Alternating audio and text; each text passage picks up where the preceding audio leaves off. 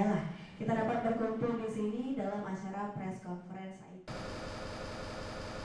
Asosiasi Muslim Penyelenggara Haji dan Umroh Republik Indonesia atau Ampuri Sumsel akan menggelar Ampuri Islamic Travel Expo atau AITE 2018 pada tanggal 19 hingga 22 Juli 2018 di OP Mall Jakabaring.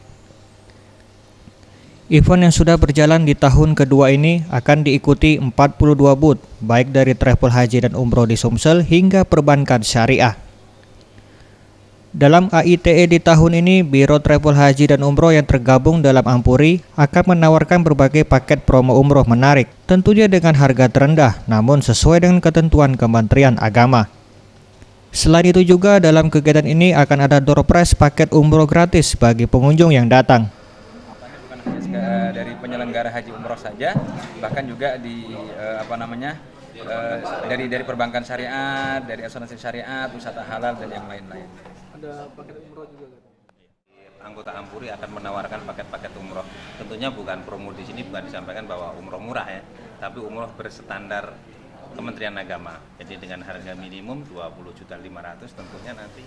Dalam AITE ini tidak hanya Biro Travel dan Haji Umroh yang akan membuka booth, namun juga Ampuri mengundang sejumlah biro travel yang menawarkan paket wisata halal di Asia maupun Eropa.